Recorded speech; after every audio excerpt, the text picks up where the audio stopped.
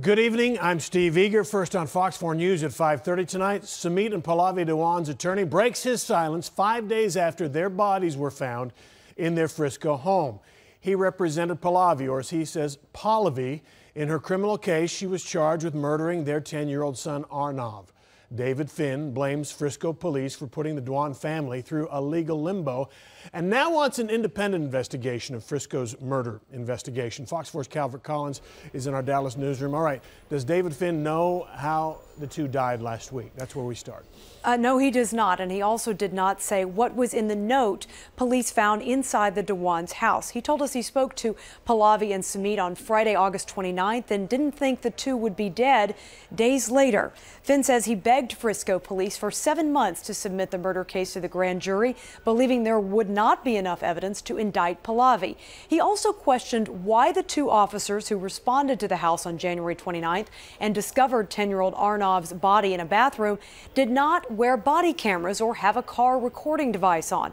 Well, when I asked Frisco police, they tell me they didn't have body cameras then, and the mics attached to their cruisers were not turned on initially, but were eventually in that call. Finn explains Sumit and Pallavi had been in a living hell, as he called it, which could have led to their deaths.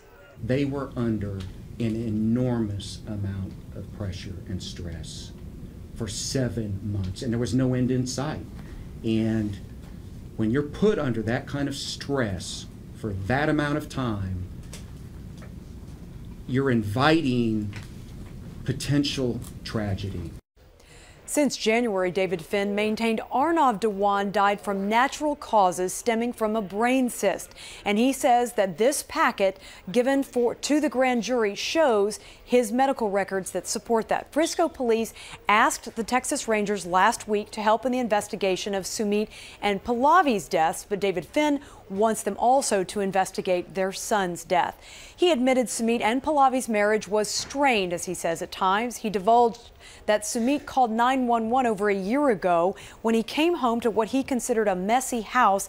Pallavi disagreed, then dumped a bag of goldfish crackers on the floor and said, "Now this is a dirty house." Then Sumit called police, but no crime was found. Steve? All right, Calvert, Finn has said he didn't see this coming. He says, he defends Pallavi. But the reality here is this is likely a murder-suicide, and the husband died of blunt force trauma to the head. His client could have murdered her husband. Does this shake the faith he had in her? You know, he did not specifically get into that. He still feels like they are victims in a murder investigation, that he says they were persecuted against, particularly Pallavi, even describing her as a lamb thrown to wolves by a particular investigator, a detective within the Frisco Police Department.